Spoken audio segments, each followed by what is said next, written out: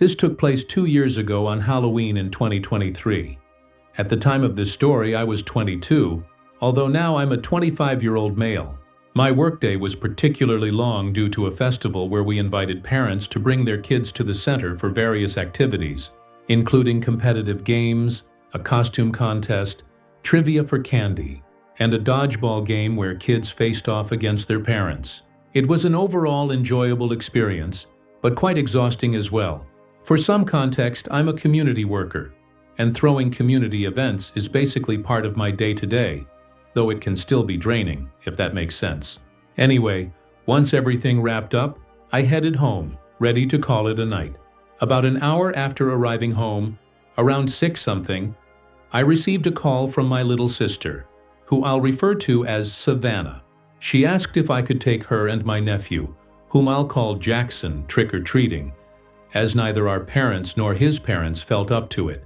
So as it often goes, I was the cool big brother who had to step up and make it happen. Savannah was 15 at the time and Jackson was 11. Despite my lack of enthusiasm, I got up, threw on some clothes, and drove over to my parents' house to pick them up. When I arrived, I asked if they were ready, but Savannah was still in the midst of finishing her costume. She was dressed as Raven from Teen Titans, complete with the white makeup for that ghostly look. Jackson was dressed as Sub-Zero from Mortal Kombat. Once Savannah finalized her look, we hopped in the car and set off. I took them to a busy neighborhood, ensuring they could maximize their candy haul. Upon arrival, we began visiting houses one by one. Every person we encountered was friendly and had an abundance of treats to distribute. One house even featured an older man who handed each of them a hot dog and a soda. He explained that he didn't give out candy for Halloween. Instead, he grilled food, believing it's better to provide children with something containing protein for their bodies. Honestly, we could use more people like him. Along our trick-or-treating route, we crossed paths with other kids who complimented Savannah and Jackson on their costumes. I also noted many impressive costumes myself. Everyone in the area seemed to have put forth a monumental effort. When we reached the last house of the night, we turned to walk back to the car. A journey of about 10 minutes since we had ventured pretty far into the neighborhood. The area was now quieter and fewer people were outside.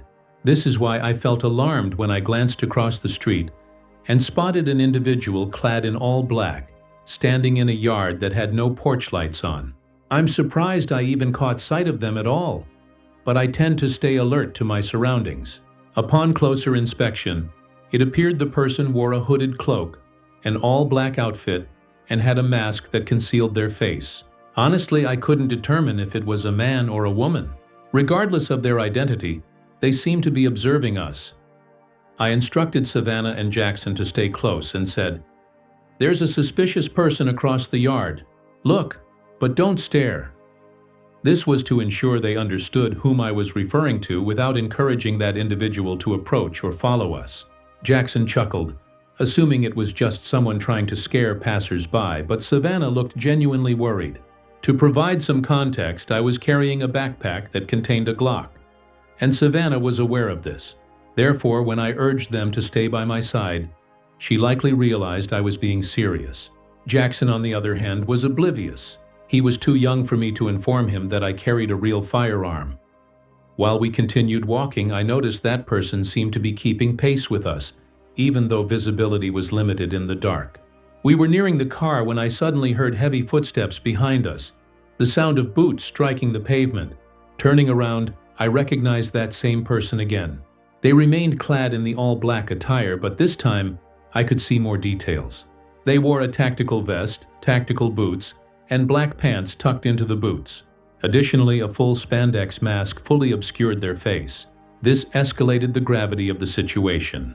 Encountering someone like that immediately raises alarms. My first thought was, they must be armed. I whispered to Savannah and Jackson, instructing them to listen closely. Do not stop walking and do not look back. The person I mentioned is following us, right behind us. The last thing we need is to alert or provoke them. So just remain composed and keep moving. I primarily focused on Jackson when speaking, given his younger age and potential to not grasp the seriousness of the matter. Savannah, however, understood fully. We continued walking while occasionally glancing behind us.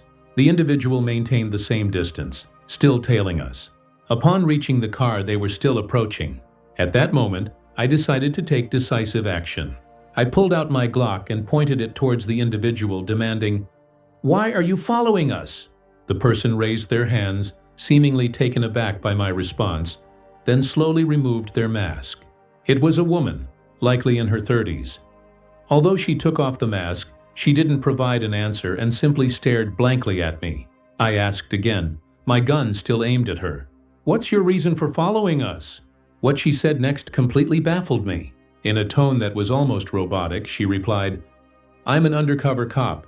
I was informed about a break-in, so I came to investigate. That's why I was standing outside that house. But when you looked at me oddly, I thought you were the one responsible. So it would be wise to lower that weapon, or I could have you arrested for threatening an officer of the law." I hesitated, then ultimately lowered my gun. I had no choice. An arrest wasn't something I wanted to risk, especially not when it could ruin the kid's evening. Still, her narrative made little to no sense. She claimed she was informed about a break-in. So why was she simply standing outside, facing away from the house? How did my confused look lead her to assume I was the culprit? Why would anyone break into a house and then casually stroll through the neighborhood afterward? And why was she wearing a hooded cloak? Almost instantly, countless questions flooded my mind. Consequently, I asked her, "If you're undercover, why the tactical gear? Wouldn't that reveal your identity as law enforcement? And what's with the cloak?" She didn't reply. Instead, she kept staring at me, but this time, a change appeared in her expression. A malicious glint surfaced in her eyes, as if she was annoyed that I didn't take her seriously and was weighing her next move. Throughout this encounter, Jackson and Savannah remained silent. Then she gave a creepy, unsettling smile and said, "If you hadn't had that gun, this night would have turned out quite differently for you." Immediately upon her concluding that statement, I noticed 4 figures appear from between the houses, heading our way. All of them were donned in tactical gear, but they weren't wearing cloaks.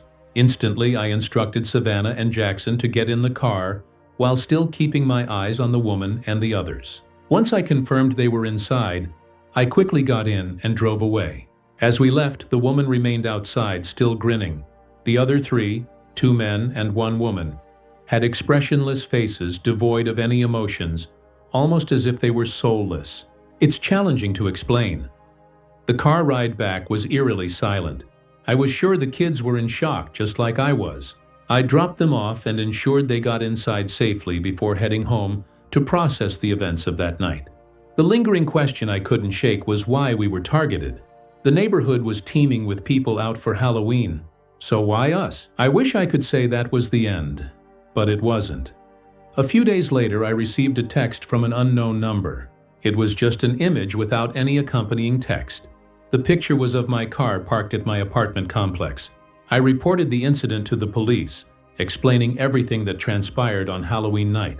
They took my report, but since no direct threat had been made, they couldn't pursue an investigation. Typical. Driven by curiosity and perhaps a touch of foolishness, I decided to return to that same house where I first spotted the woman. I knocked on the door, and a man in his 40s answered. I inquired if they had experienced a break-in on Halloween night. He appeared confused and replied that they hadn't. He explained he'd gone to bed early due to work the next day and hadn't noticed anything unusual. I relayed my experience, yet he was oblivious to what I was describing. Thanking him for his time, I departed. At that point, I was already aware that the undercover cop story was fabricated, but I wanted to conduct my own investigation to make sense of everything. Those individuals somehow knew my phone number and where I lived. It left me wondering, was this encounter truly random? Had they been observing me for a while? Were they plotting something that night, and my being armed disrupted their plans? All these thoughts troubled me and fueled paranoia for a considerable period. I eventually sought therapy and installed a Ring camera at my front door, just to regain a sense of safety. In case you're curious, since then, I haven't received any more texts from unknown numbers, and nothing else has occurred since that picture. 2 years later, I still reminisce about that night. Writing this has been therapeutic for me, and I'm working on fully moving past it. However, if there's one takeaway I'd love for others to glean from this, it's to always remain vigilant regarding your surroundings. You never know who might be watching. It's easy to become ensnared in something dangerous simply by existing. So always prioritize your safety and be prepared. As I can confidently say that being armed that night probably saved our lives. Story 2. This occurred when I was 12.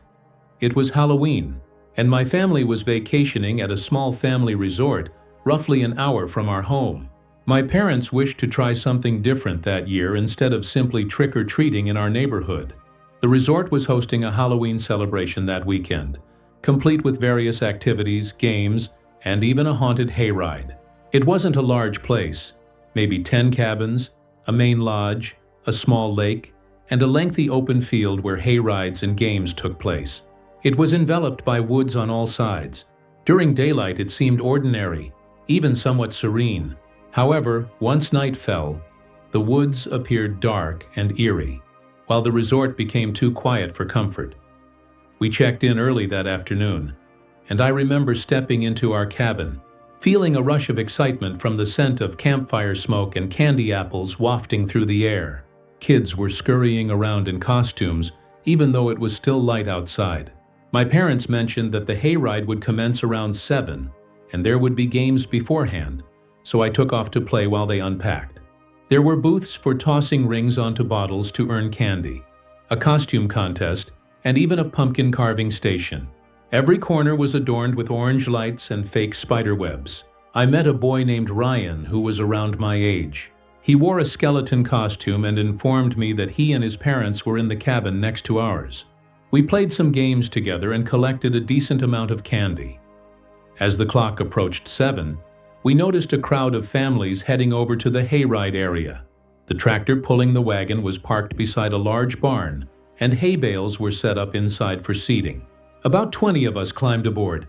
The driver sported a scarecrow mask, and there were workers dressed as zombies who would leap out to surprise us during the ride. Initially, the experience was enjoyable, especially as darkness settled in, with torches illuminating the dirt path.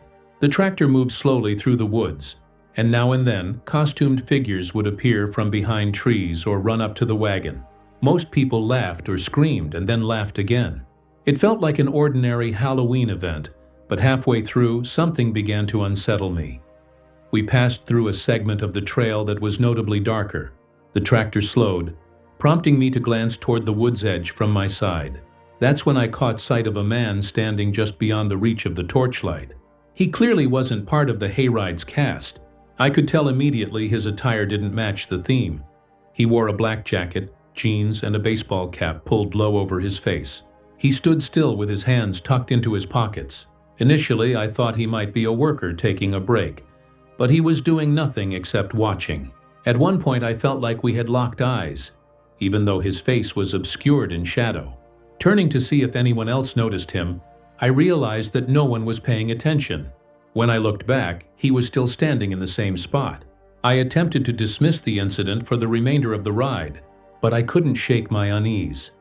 After the hayride ended, as everyone dismounted, I turned back to the woods one last time, but he had vanished. I refrained from mentioning this to anyone then. I assumed I might have imagined it or overreacted. We returned to the lodge where more games and food awaited us. My parents sat near a bonfire while Ryan and I continued collecting candy. Everything felt normal again. About an hour later, I spotted him once more.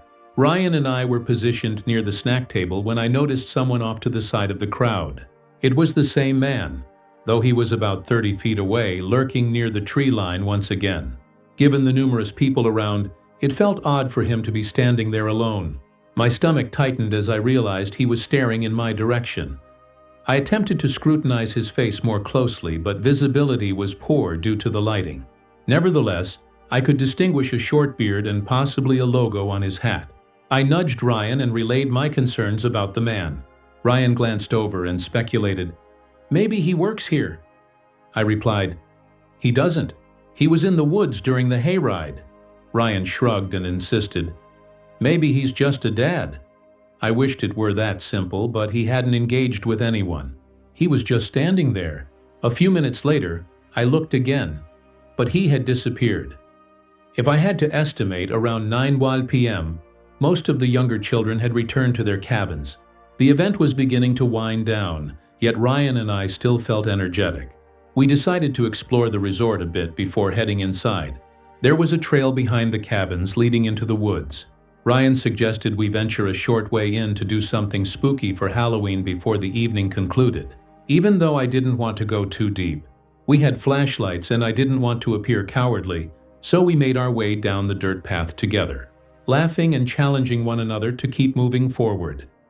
As we ventured further, the atmosphere grew quieter. The sounds of the resort faded until all we could hear was the crunch of our shoes on the path.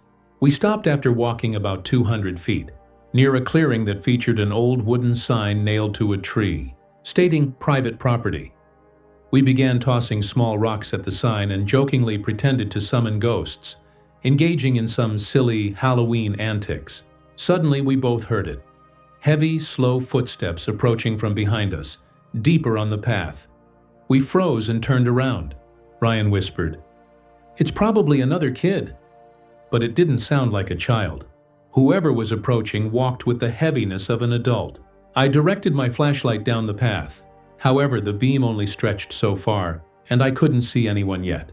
Then there was silence. For a brief moment, everything was utterly still before a voice broke the stillness. "Hey there, boys," it said. A man's voice, calm yet somehow intimidating. Ryan and I exchanged glances, both intuitively realizing the same thing. It was the man from the hayride. He stepped into the light just enough for us to see a portion of him, still in his black jacket and hat. "What are you two doing out here? You like candy?" Neither of us managed to respond. He reached into his pocket and produced something, holding it aloft. I could make out the orange wrapper. It was a Reese's cup. "I have plenty more in my cabin," he said. "Come on, I'll give you some." At this point, Ryan instinctively took a step back. I could see his face turn pale. The man took a few cautious steps closer and reassured us, "You don't have to be scared. It's Halloween. I'm just giving out candy. I saw you boys on the hayride earlier." Upon hearing that, my stomach dropped. I grabbed Ryan's arm and hissed, "Run!" In that moment, we turned and sprinted down the path back to the resort. I heard him behind us for a moment, his footsteps pounding heavily as he began to chase us. I dared not look back. My heart raced so fast it hurt. The path seemed to stretch longer than usual. Finally, as we neared the edge of the woods, the lights of the resort came back into view. I cried out for help as we barreled out of the trees and back toward the throng near the bonfire. Startled, a few adults turned in our direction. We didn't stop until we'd reached safety among the gathered crowd. I turned, expecting to see the man right behind us, but he was gone. The path was empty. My parents rushed over, eager to find out what had transpired. I explained everything: the man watching from the hayride, his appearance near the trees, and his following us into the woods. Ryan corroborated my account. My dad and another man grabbed flashlights and ventured down the path to investigate, but found no one. Several workers searched too, but he had vanished. The resort staff called the police to report the incident. They arrived about half an hour later, taking statements from Ryan, myself, and our parents. They informed us they would inspect the area and alert nearby cabins to remain vigilant. That night my parents kept me close, and we stayed inside the cabin with the door locked. I couldn't fall asleep for hours. Every little noise outside made me jump. The next morning, police returned and informed us that they had combed the property, but found no individuals matching the description. There were no reports of missing vehicles, and no one fitting his look had checked in. They suspected he might have been a trespasser from outside the resort. We left later that day, and I recall staring out the car window as we drove past the woods, half expecting to witness him standing there again. In the weeks that followed, I often thought I spotted him at roadside, outside stores, and even once in my school parking lot. But it always turned out to be someone else, or at least that's what I hoped. Ryan and I kept in touch for a while. He told me he couldn't sleep for days after the incident occurred. Nothing ever materialized from this event. The police never contacted us again. The man remained unidentified and uncaught. Now that I'm older, reflecting on that night, I realize what terrifies me isn't necessarily what he did.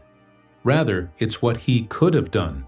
If we had believed him, even for a moment, if we had approached him instead of running, I doubt I'd be here telling this story. Every Halloween since, whenever I see someone standing alone at the periphery of a crowd, I think back to that man. Sometimes individuals who seem to be part of the fun might be watching for an entirely different reason. Story 3. My name is Roger, and this happened to me 3 years ago on Halloween night. Now I'm 29 and work a rather mundane office job, although the pay is decent. At the time of the incident, I was left handling the less desirable shifts since I was newer to the job. Therefore, when Halloween arrived, my favorite holiday, I was genuinely eager. Being the new hire at work was challenging, so I looked forward to a night of watching kids enjoy themselves and relaxing at home with some movies. At that time, I lived alone in a small house on the outskirts of town with my girlfriend, who was out of town with her family. Although it wasn't exactly isolated, I did have neighbors. However, once the trick-or-treating hours concluded, the street became incredibly quiet. Typically, families in the area turned off their porch lights by 9 p.m. Since I didn't have children of my own, I simply distributed candy until the crowd dwindled. Over several previous Halloweens, notably before moving into my place, I had grown accustomed to the occasional ding-dong ditch prank. Therefore, I understood the trick part of trick-or-treat. That year, Halloween fell on a Saturday, and I distinctly remember it being chilly yet clear outside. By 10:30 p.m., I was lounging on my couch, half watching a horror movie while sifting through a bowl of leftover candy. I hadn't seen anyone for about an hour, so when I heard a gentle knock at my side door, I assumed it was stragglers. However, upon opening the door, I found no one there, just an empty driveway and the faint rustling of leaves. I dismissed it. Kids often played pranks on Halloween. I returned to the living room to resume watching The Conjuring 2. 15 minutes later, I heard the same sound again. This time it originated from the back door, leading to the small deck. That triggered alarms in my mind since nobody ever used that entrance. I froze in the living room, listening intently. The TV had been turned off so I could hear clearly, the metallic rattle of the back doorknob being tested slowly and cautiously. Whoever was attempting to open my door was either carefully checking if it was locked or believed it was unlocked and was trying to be discreet. I crouched down, making my way into the kitchen, and that's when I spotted him through the window. A man squatted near the door, dressed in dark clothing and a cheap, cracked Halloween mask pushed up on his head. He held a crowbar in his hand. He wasn't trying to conceal himself.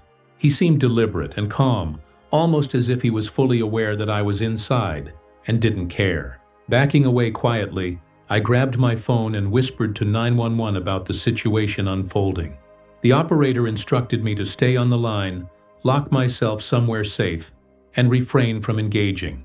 Not wanting to create noise by slamming doors upstairs, I stayed crouched at the top of the steps, holding a kitchen knife and whispering progress updates. I peeked down and noticed the man had shifted away from the back door. Suddenly, I heard the faint sound of a window screen being pried off. He had moved to the basement window. I whispered to the dispatcher, "He's at the basement." My voice trembled. She assured me that officers were already en route. Then came the most horrifying moment. I heard glass cracking. He was breaking the window. My blood ran cold. This wasn't a simple smash and grab. He knew I was inside. Most burglars typically avoid trying to enter homes where they know people are present. Minutes felt like they stretched on forever.